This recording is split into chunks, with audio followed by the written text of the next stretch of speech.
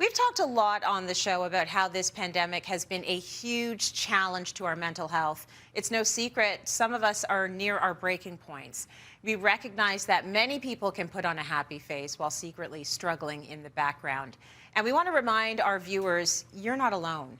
So today we're here to lift the curtain and get real with a mental health check-in. We've got Lorraine, Brent, and Julie. They've graciously offered to share their mental health journeys with us.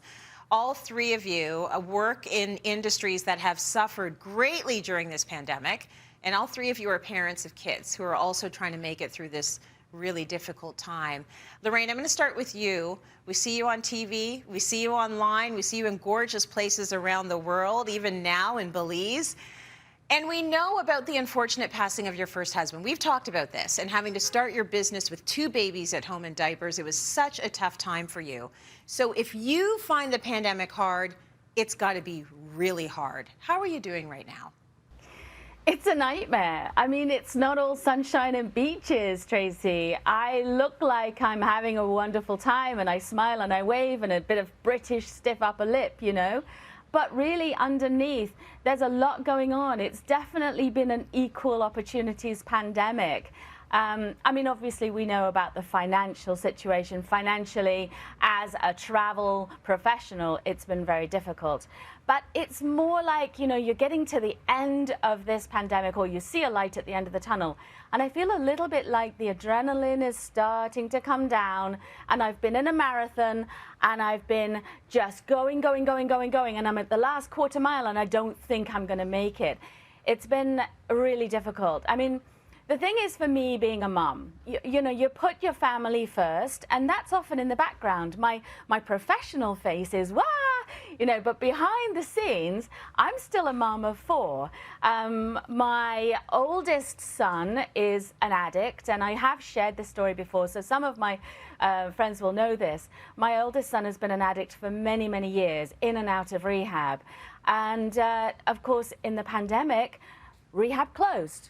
And there were no in-person meetings, and there was very little help for people who were struggling in that way. And so he is now back to being a full-blown addict, having a really big problem, and basically really killing himself in what he's doing. And there's no help, and we don't even know where he is at the moment. He's 31 years old. We don't even know where he is. So that is really tough. We were very close, or we are very close, but we don't even know where he is. Then my other son, my 19-year-old, he has got, you know, he's got the same sort of attitude as me, smiling and always positive. You've met Oscar. And he went to university, and there's very little help at university for kids starting out university. Next up, my daughter, she is 18. She graduated during this, and she's going to be one of the forgotten kids. How she ever graduated, having done very little to actually get to the graduation stage, I don't know, but she did graduate. And now she's bouncing from job to job, getting laid off here and laid off there, and not wanting to pay for college before the pandemic is over, because she doesn't want to do online, because she knows she won't be able to do online. So I'm thankful for a lot of things. I try to keep a thankful diary. I try to keep very happy and smiley. Keith, my partner for 6 years, keeps me sane, keeps me laughing, and is just my absolute rock. And travel is beginning to boom again. I mean, travel is coming back. As you know, we opened a business, a pivot business called the Travel Cafe. And we're now looking to sell that, because, not because it's not doing well, it did us very well during the pandemic. I'm very glad, I'm very grateful for that. Because if I carry on doing everything and trying to be all things to all people, everybody's going to suffer. And the biggest thing is, my kids suffer with not having me present enough to help them mentally, because they feel that they have to look after me, and I feel that I have to look after them. And actually, it's the kids really that suffer, no matter what the age. It's the kids that really struggle, because they don't get enough attention, and you're trying to focus on putting food on the table. Lorraine, wow, my goodness. I really, really thank you for being so candid with us today. You are resilience at its finest, and you just keep pushing forward. So thank you. And I like that you made that promise to Keith, but also that promise to yourself. Like, put yourself first for a little bit and don't overstretch. That's quite a story. Brent, we're going to move on to Try you. to remember what you're grateful for. Always, always remember what you're grateful for. I think we have to constantly keep reminding ourselves of that. Now, Brent, much like Lorraine, you're very positive. We see you happy and working out and jogging. And, you know, I wonder, I really wanted you to be part of this panel because I think during this pandemic, it was the first time I started to see like a little hint of rage out of Brent Bishop. Like, you were upset and understandably, like you were angry with the back and forth that was happening with the gyms and the fitness industry. You were under a ton of pressure as a business person opening this gym. Talk to me about this pressure. Talk to me about how you handle it and what your experience has been like.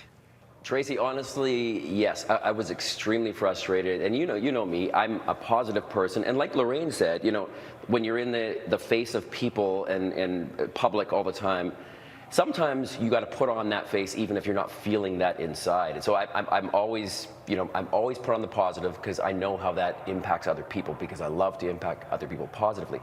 But when this happened, you know, when the initial closure happened with the pandemic, after the first few weeks, I was actually literally, and I don't get scared, but I was scared. I'm paying $13,000 a month rent for my studio, okay? And I'm looking at, okay, there's the financial aspect that's a big problem, but then there's also, you know, we've been servicing these clients in this community, my team and myself, for years and years, and all of a sudden, what are they gonna do? You know, how can we service them? What are they gonna do? So it became, you know, for my team, for my clients and the community, I felt a responsibility, and I had a lot of anxiety. I wasn't sleeping, you know, and that's not me, you know, and so how I kind of got out of that was to fall back on my purpose, and my purpose has always been to inspire the active lifestyle, you know, so it was a troubling time, to be honest with you. You know, I didn't know what the next step was. I even actually second guessed my career. You know, what if this continues to go on? What am I going to do? I mean, this is all I know. You know, this is what I'm passionate about. What am I going to do? So it was very challenging for myself. I know also, when you have a situation like this and you have to let go of a bunch of very talented workers and clients, how tough is it to get that client retention back? How tough is it to get those great trainers and those great fitness industry professionals back? The environment completely changed. So, you know, you get some of your great talent, my trainers that, you know, leave to go do something else because they've just given up because it's like open, close, you know.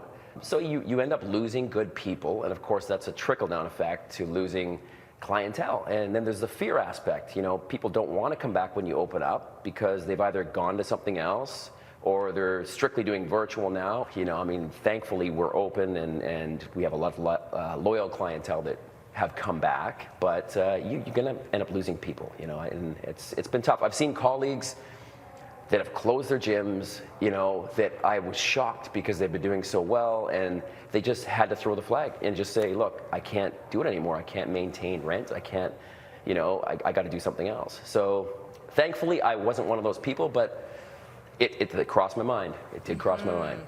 Tough times, B, and then also raising a sweet little boy. And I know that has its challenges as well, because as parents, we carry their mental health struggles with us. So thank you so much for encouraging us to be our best selves and for hanging in there. I feel it was very unfair as well, especially when people really struggled to hold on to that mental health, and fitness is part of that. So I felt your pain so deeply, and I'm sorry you've struggled, but you are an incredible leader. I'm moving on to Julie now, because not only did you have business challenges, but you also had a brand new baby. So what was that like for you? Yes, I mean, I think I probably didn't have it as hard as those who had a baby kind of in 2020 or early 2021, kind of the tail end of it. But I think in general, when you're a new parent, I mean, for me, luckily it was my second child, so I had been through it before, and I definitely noticed a huge difference between having a baby pre-pandemic and having a baby after. You already have so many fears and so many unknowns, so to layer on a pandemic to it is super scary. But for me, the struggle was also with my business, much like Brent dealing with the back and forth and the roller coaster ride of the opening and closing. I have a dress rental business, as you know, and we're so closely tied to special occasions and people renting for events. And when all events are canceled and people aren't gathering socially, I mean, we went from being a super busy, super booming, growing business to just dead stop and dealing with an influx of hundreds and hundreds of cancellations. We were just, felt like we were at DEFCON 5 here and just dealing with all these cancels and what's going to happen, all these unknowns. We had to lay off all of our staff, which is so hard. We're such a family there. We came up with doing things like, a dress rental package at home to celebrate your birthday or anniversary at home, trying to come up with those kind of things. People were still doing photo shoots. We found that the bridal market actually was happening because people were doing sort of their micro weddings and small last minute weddings where they are looking more so to rent something or have something a little bit more simple to wear. So yeah, we found that we're trying to make do with what is happening at the time, but definitely it's a challenge. It was basically just me and my business partner running everything over the closure. And then slowly, as we started reopening, we could bring some of our team back. We had to bring new people back in. And, the silver lining, thankfully, the last spring, summer, we saw a huge boom. People were excited to get dressed up again. They wanted to celebrate again. They were sick of just being at home. So we saw a huge boom. We're really super hopeful for spring, summer coming up and, events hopefully coming back and sort of outdoor events happening. So there's definitely a silver lining there. We're getting there. We are so getting there, Julie. And Lord knows I've rented lots of dresses from your place this year and even late last year. So if all of our viewers would just rent dresses, go travel and work out with Brent, we'll be good. And then eat at all the restaurants that our chefs own. And then we'll be okay. I got to say, I'm so honored that you would all feel safe enough to be this candid with us on this show with our viewers. Thank you. All of you have such positive attitudes about it. It's inspiring to see. And we are grateful for you and everything that you are doing.